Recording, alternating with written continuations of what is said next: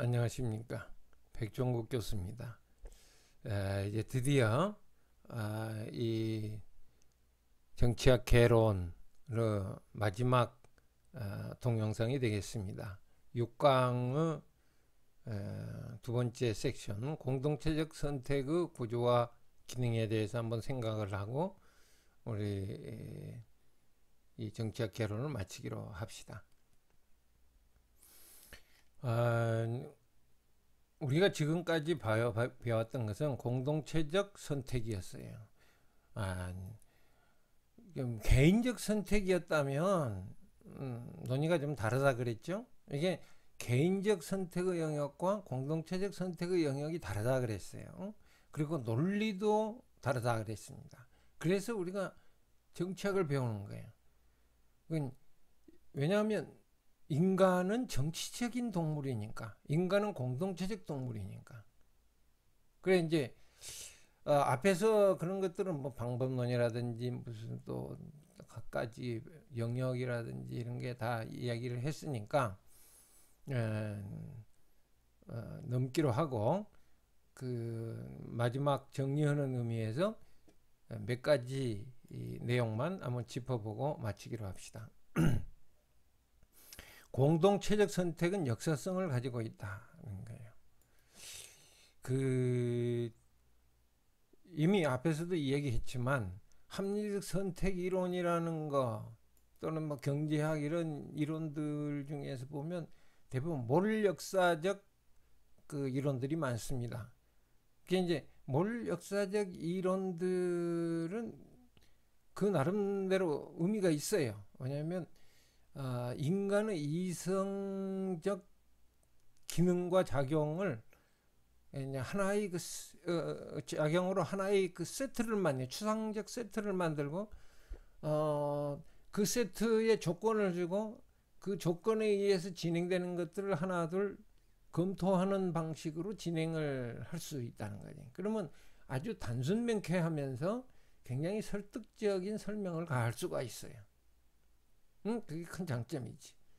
문제는 그건 추상적인 거라는 거예요. 역사적인 것이 아니라는 거지. 그러니까 우리가 예를 들어서 이게 점들을 계속 모으면 선이 될 거다고 생각을 하면 큰 오해다. 점들은 절대로 선이 될 수가 없어요. 그런데 이 점들을 모아가지고 쭉 나열을 하면 선이 될 거라고 생각을 하거나 그렇게 할 수 있다고 사람들을 설득하는 그러한 사람들이 꽤 많이 있습니다. 저는 이건 좀 아니다 싶어요. 그건 근본적으로 잘못된 생각이니까 이게 제가 이제 많이 사용하듯이 이건 그냥 이 선을 기본으로 하고 설명하면서 좀 더 이해하기 쉽게 하는 설명의 도구로 쓰이는 것은 오케이. 예? 그런데 처음부터 완전한 몰역사적인 전제를 가지고 진행을 하면서 그걸 이으면 선이 될 거다. 그걸 이으면 역사가 될 거다고 주장하는 것은 이미 틀린 소리다. 이렇게 보여집니다. 그 나중에 또 이제 다른 인신론 뭐 연구하실 그런 과목들에서 뭐 여러분들이 더 공부를 할 수 있습니다. 여하튼 이 공동체적 선택 혹은 집단적 선택은 역사적이고 경로의존적이다. 이 경로의존적이라는 말이 재밌는데 예를 들면 이제 1900년이 있어요. 응? 1900년이 있고 이거 2000년이 있고 또 뭐 2100년이 있다 이렇게 보자. 여기 1900년 전에는 이제 A라는 상황이 있었어요. 1900년에는 A1과 A2라는 선택이 있었어요.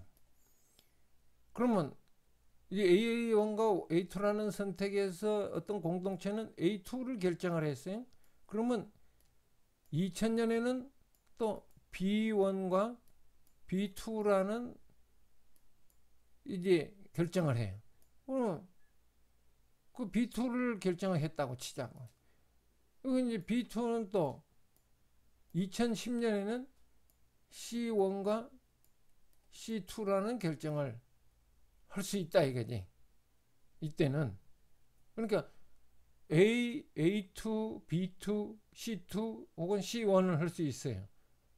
그런데 어떤 사람이 여기서 B2를 이 역사가 B2를 결정을 했는데 여기 C4를 이야기하면서 C4를 할 수 있다고 주장을 하면은 꽝이다 이거지.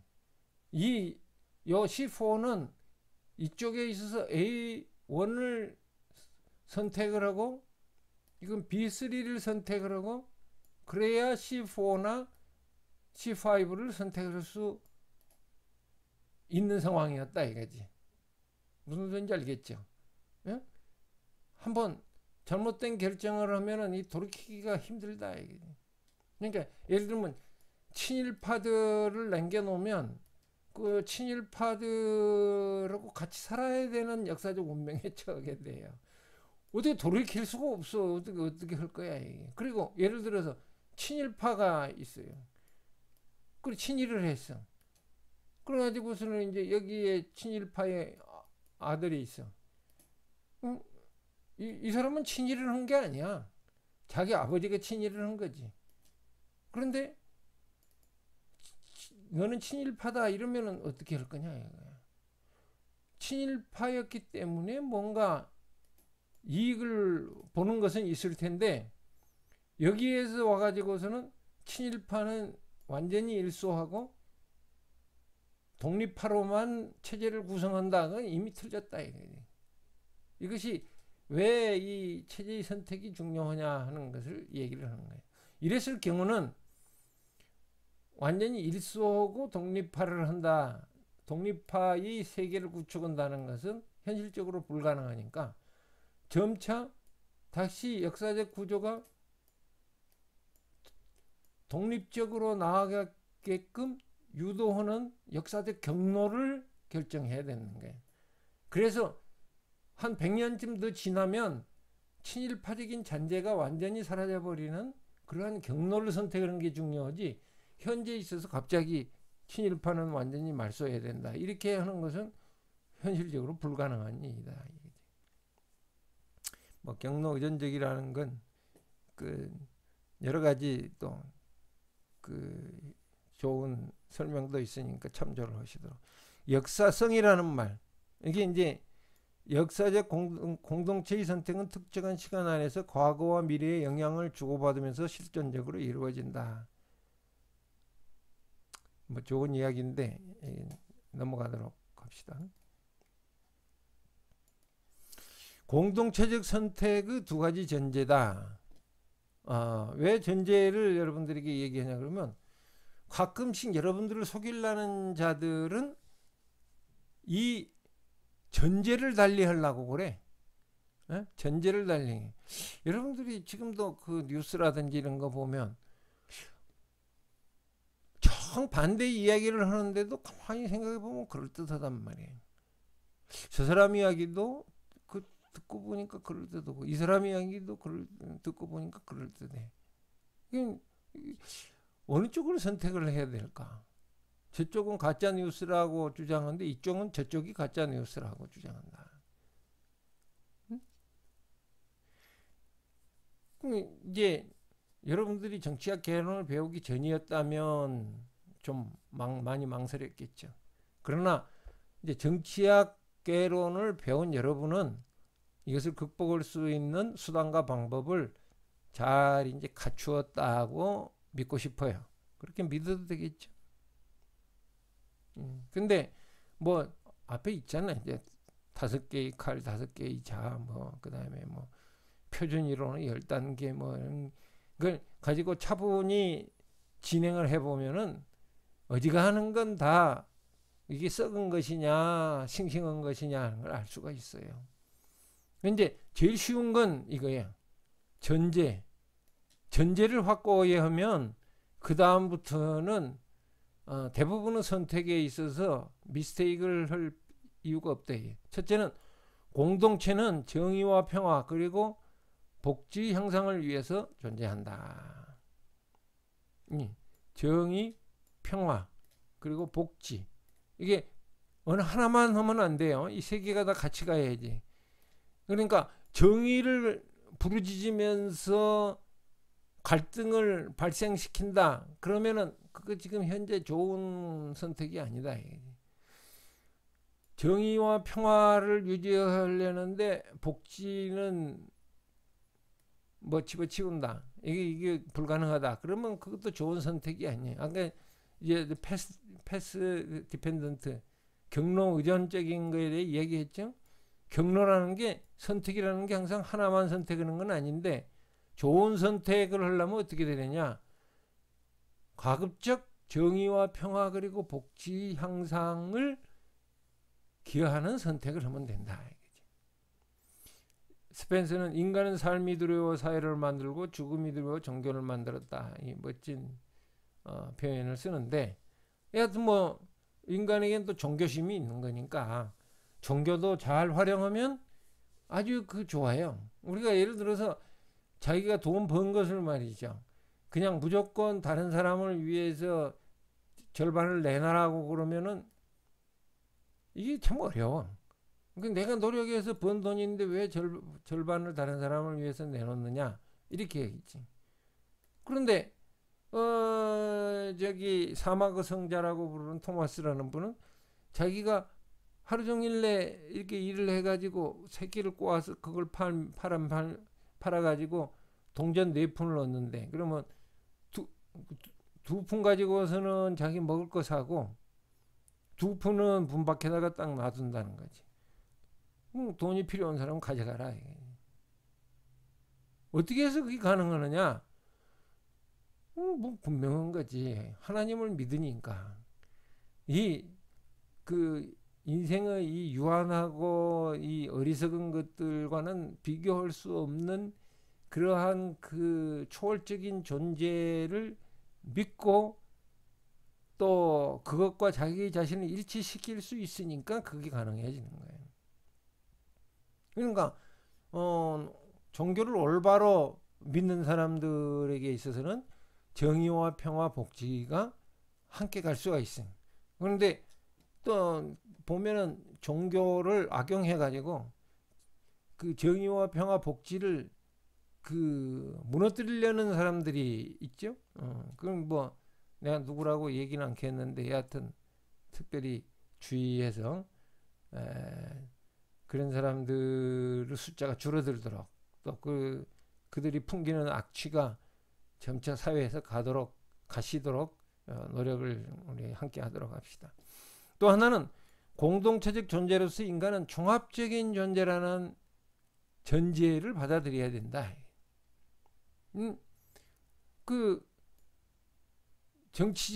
인간은 정치적 동물이라는 유명한 아리스토텔레스의 말이고, 또는 인간은 경제적 동물이라는 기본적인 인식이 있어요.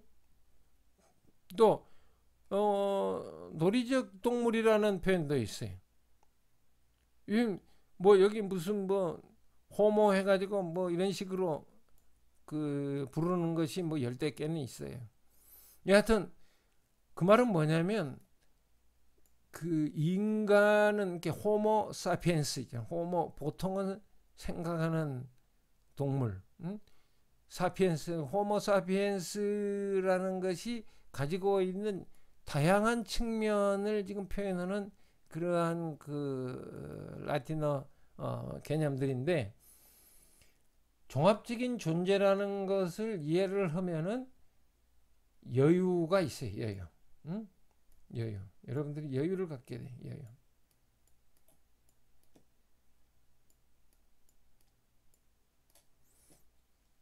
또 여유뿐만이 아니라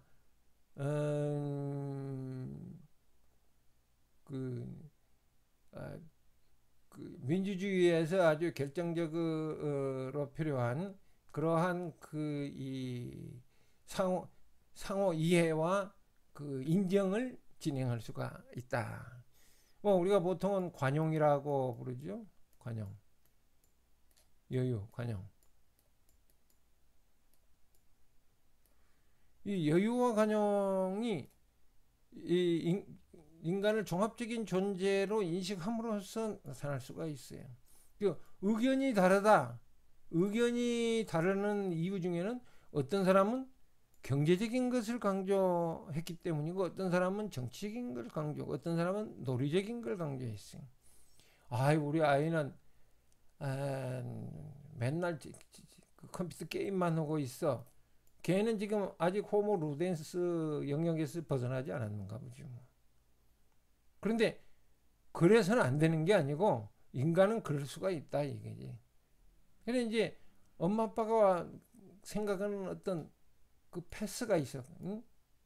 패스. 그러면 아까 뭐라 그랬죠? 패스 디펜던트다 그랬죠. 그 패스, 좋은 패스를 찾아내는 것이 엄마 아빠의 그 업무지. 무조건 그냥 그 현재 논리적 동물로 본성에 치중해 있는 아이를 막 욱박질러 가지고 공부를 해야 된다고만 해가지고서는 지혜로운 그 자녀 교육이라고 볼 수 없다.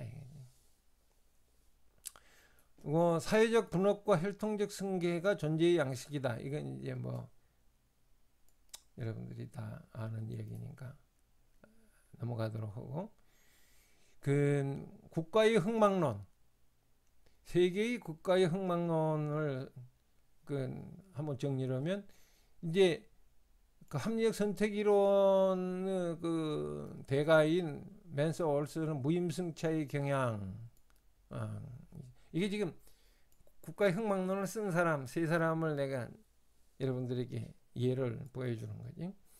맨스 올스는 무임승차의 경향 때문에 이것을 극복 못하는 국가는 망했고 이것을 잘 극복한 나라는 강대국이 되었다. 뭐 이제 그런 이야기. 폴 케네디는 이 강대국의 무분별한 팽창 정책이 스스로를 붕괴시켰다. 그래서 아주 두꺼운 강대국의 흥망이라는 책을 쓴 적이 있어요. 이제 여러분들은 내가 매개의 변증법으로 국가의 흥망을 설명하는 것을 이미 들었을 거예요. 한국 자본주의 선택도 이제 마찬가지고, 한국이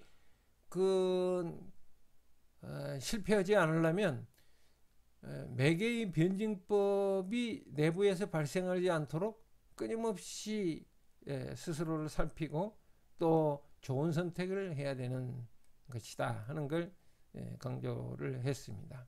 근데 내 입장에서 보면 이 매개의 변증법으로 거의 다 이 국가 문명의 그 흥망을 설명을 합니다. 이것을 매개의 변증법을 극복하면 오래가는 문명이고 오래가는 국가고, 매개의 변증법을 극복을 못하면 그냥 그걸로 이제 그 국가나 문명은 끝장이 나는 거고, 응?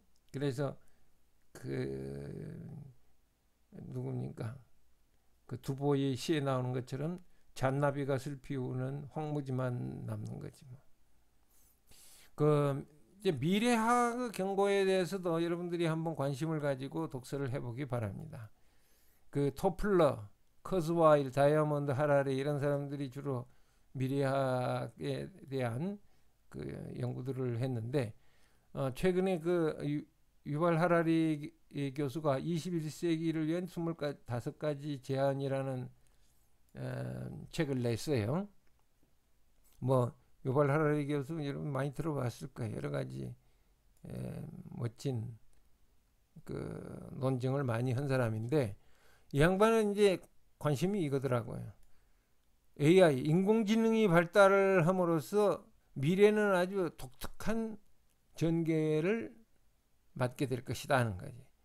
그게 이제 인공지능이 발달한다 그러면 실업과 양극화가 심화될 거라는 거예요. 왜? 인공지능이 다 일을 해버리는데 사람들이 가서 일할 데가 어디 있냐 이게. 그러면 지금 현재라면 양극화가 너무 심하게 된다는 거예요. 왜? 인공지능 근처에 있는 사람들은 돈을 많이 벌 거고, 그 다음에 이 근처에 있지 않는 다수 대중들은 실업 상태에서 실업 수당이나 받아서 챙기는 간신히 근근히 삶을 살아가는 그런 상황이 될 것이다. 그러면 당연히 광범위한 갈등이 발생하게 될 것이다. 예. 이 광범위한 갈등이 발생하는 것에 대해서 유발 하라리 교수가 재밌는 표현을 썼어요. 작은 찻잔도 움직일 수 없는 작은 파리 한 마리가 도자기 가게를 어떻게 부술 수 있겠느냐? 코끼리 귀에 들어가면 된다. 아주 상당히 좋은 표현이에요. 이런 표현 여러분들도 빨리 하나씩 스스로 만들어 보시라. 예를 들어서 지금 미국이 난리를 치고 있는데, 세계가 난리를 치는데, 그 난리를 치는 것이 별게 아니에요. 그 눈에 보이지도 않는 바이러스가 아니죠. 뭐이지? 바이러스고. 바이러스, 코로나 바이러스지. 바이러스, 눈에 잘 보이지도 않는 그 미세한 것들이 지금 세계 체제의 변화를, 문명의 변동을 초래하고 있다는 거 아니에요. 응? 그러니까 작은 파리 한 마리 수준도 아니에요. 그런데도 그냥 도자기 가게는 다 붕괴되는 거지. 그러니까 우리가 이 인공지능의 발달을 지금 이제 국가적인 과제로 삼고 있는데, 이 인공지능의 발달을 추구를 한다면 당연히 뭣도 같이 해야 돼? 실업과 양극화의 심화를 극복하는 수단도 생각을 해야 된다. 그 수단 중에 하나가 바로 이제 기본소득론 이런 거 아니겠어요? 여러분, 뭐 최근에 기본소득론 이런 이야기들이 많이 나오는데, 그건 너무 뭐 당연한 거지 사실. 그러나 불과 얼마 전까지 군사독재하에서 뭐 평등이라든지 또는 무슨 뭐 사회주의적 정책을 이야기한다든지 뭐 또는 뭐 기본소득을 보장해야 되는지 이런 이야기를 하면은 빨갱이라고 막 난리를 치던 시대였기 때문에, 이게 이제 아까도 얘기했지만 그게 안 되는 거예요. 짧은 시간 안에 이게 진행이 되니까 긴 시간 동안에 진행이 됐으면은 배경 건망증에 걸릴 텐데 짧은 시간 안에 진행이 되니까 변화가 너무 눈에 쏙 들어와서 그것을 받아들이기가 힘든 거지. 이것도 이제 우리가 극복해야 되는 내용 중에 하나예요. 그러니까 그 배경 건망증을 사용할 수 있는 그러한 시간적인 간격이 없다는 사실은, 그것이 일종의 이제 축복이긴 한데 그게 또 광범위한 갈등을 발생시키는 재앙이기도 하다. 그걸 어떻게 극복을 하느냐, 이것도 우리의 역사적 선택이 지금 앞으로 나와야 될 중대한 주제다. 그 종합이론이 있다면 그러면 백 교수는 무슨 이론적 입장을 가지고 있느냐? 제 입장은 공동체주의. 이제 기본적으로 저는 민족주의, 공동체주의, 그 3대 패러다임에 있어서 민족주의적인 입장이고, 그 민족주의적인 입장은 공동체주의적인 입장으로 지금 진화하고 있다, 이렇게 볼 수 있어요. 여러분들 중에 정치학 자체에 깊은 관심을 가진 사람들이 있다면, 서구의 정치학자들, 특히 미국의 정치학자들이 젊어서 어떻게 자신의 학문적인 세계를 구축했는가를 보여주는 좋은 도서가 있어요. 헤라르드 뭉크와 리차드 스나이더가 지었고, 이 정치학 강동 모임이 옮긴 그들은 어떻게 최고의 정치학자가 되었나 1, 2, 3권이 있어요. 한번 사실 뭐 이렇게 그 제목을 갖는다는 게 좀 웃기죠. 어떻게 최고의 정치학자가 된다. 무슨 뭐 최고가 어디 있겠어요. 단지 이제 우리가 다 인정할 만한 저명한 정치학자들을 이전 뭐 이렇게 돌아가시기 전에 이제 이 헤라르드 뭉크와 리처드 스나이더가 서로 나눠 맡아가지고 대담을 한 거야. 응? 면접을 한 거지. 면접. 대담을 해서 그 대담한 걸 모아놨으니까 재밌어요. 이거 역사적이고 또 굉장히 그 의미심장한 내용들이 많이 들어 있습니다. 참조를 하시도록. 그 이제 이 공동체적 선택의 마지막 강의를 끝낼 때가 됐는데 이 강의록에는 안 들어 있지만 내가 주로 그 민주시민의 교양이라고 부르는 일법이칙 3교 중에 그 2칙을 마지막으로 강조하고 싶어요. 두 가지 법칙. 첫째, 그러니까 최적의 해를 지금 우리가 찾아야 되는 거 아니에요? 여기 공동체적 선택을 할 때 어떻게 집단적 선택일 때 이런 과학적인 분석의 입장에서 최적, 옵티멀한 그런 솔루션, 해법, 최적의 해라고 보통 부르는데 최적의 해를 찾는 그 가장 기본적인 건 뭐냐? 뭐 앞에 다 이야기를 했다. 뭐 강의를 들어봐라 이렇게 이야기하고 싶지만 꼭 그렇게 이야기할 게 아니고 그 기본적으로 이 두 가지만 이라도 여러분들에게 강조하고 싶다. 응? 황금의 2대 황금의 법칙, 황금의 1법칙, 황금의 2법칙.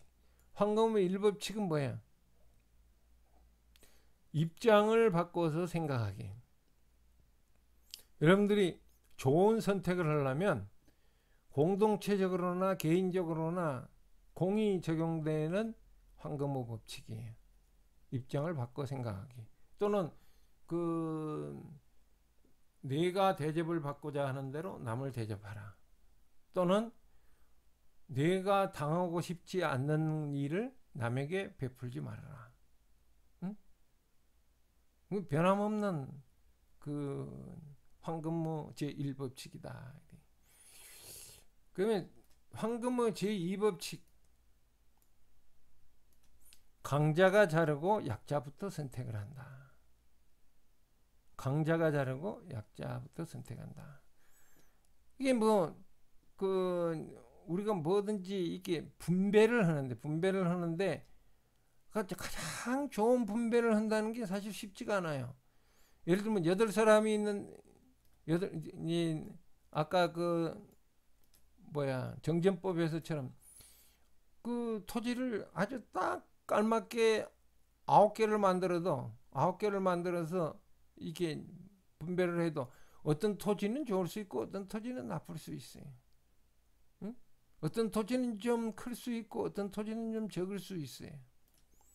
그냥 이 크기만 똑같이 한다 그래서 똑같은 세금을 걷는다 그런 건 있을 수가 없지. 조선조만 해도 그래서 뭐 연분구등법이니 뭐 이런 식으로 그 세금을 내는 그 기준이 다르는 그 밭이나 논의 구분을 다 했어요. 이게. 그러면 이것은 강자가 자르고 강자가 선택하면 어떻게 되는 거예요? 반드시 불만이 있기 마련이겠지. 그러면 어떻게 해도 불만이 있는 거야? 이렇게 이야기를 하는 건 어리석은 이야기다. 이거지. 불만을 현저하게 줄일 수 있는 방법이 있다 이거야. 어떻게 하면? 강자가 자르고 약자부터 선택하는.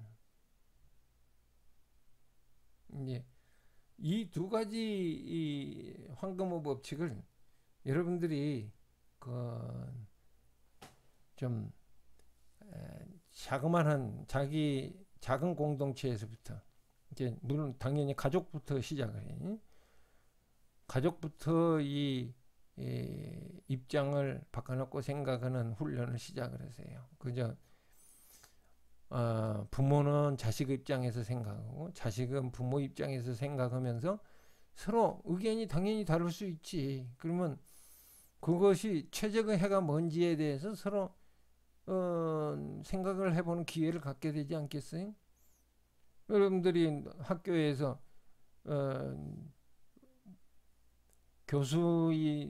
교수는 학생의 입장에서 생각하고 학생은 교수의 입장에서 생각을 해. 네, 여러분들에게 강의를 하면서 사실은 그런 이야기를 많이 했어요. 네, 여러분들 입장에서 생각을 해보니까 이렇게 해야 된다고 생각이 되어서 이걸 이렇게 하는 것이다. 이렇게 이야기를 했어요. 그게 사실은 이 입장을 바꿔놓고 생각하기를 기본으로 깔고 하는 거죠. 그 다음에 이제 두 번째는 여러분들이 그것도 이제 실행할 수 있어요. 뭐 전형적으로 무슨 피자 자르기 뭐 이런 거 같은 거지만 사소한 거 가지고도 얼마든지 여러분들 예를 들면 동아리에서 동아리 활동하면서 뭐 맛있는 게 생겼다 그러면 그냥 무작정 먹지 말고 연습을 한번 하라고. 예? 이렇게 쫙 맛있는 것을 늘어놓고 일단 이게 그냥 알아서 다 먹어라 그러면 서로 눈치 보고 제일 힘센 사람이 제일 맛있는 거 먹고 힘 없는 사람은 저기 가가지고 시원찮은 거 먹고 그렇게 된다고. 그러니까 8명이면 8개 딱 나누는데 누가 나누느냐? 강자가 나누는. 전제를 하고 나눠야 돼. 무슨 소리야 그러면 약자부터 선택할 거라는 전제를 하라고. 그래야 강자가 최종의 몫이 가장 마지막에 남은 몫이 처음의 몫보다 못하지 않게 자르지. 그러니까 그런 전제를 안고 자르라 그러면 강자가 막 제일 처음 제일 좋은 걸 막 가져가려고 한다고. 그런데 그건 못 가져가게 하면 강자가 그 수용하겠어요? 그때부터 막 이제 강자가 띵깡을 놓고 막 난리가 나는 거지. 그리고 이제 여러분들이 뭐 예를 들면 우리 뭐 20학번이 모였다. 그러면 20학번에 뭐 강자가 어디 있고 약자가 어디 있어. 그런 소리 하지 말고 의도적으로 그렇게 해보라니까. 여기서 제일 누가 강자겠느냐 이야기 해가지고 강자 번호를 매겨 1, 2, 3, 4, 5, 6, 7, 8 이제 8명이 있으면 번호를 매기고 그러니까 그 실제로 8번이 1번보다 약자여서라기보다는 이게 이제 두 번째 황금의 제2법칙을 한번 실천해 보기 위해서 하는 거야. 그런 이제 1번 너가 그 이 8개로 나누고 가져가는 건 8번부터 가져간다. 어떻게 한번 해볼래? 그래가지고 한번 실천을 해보라.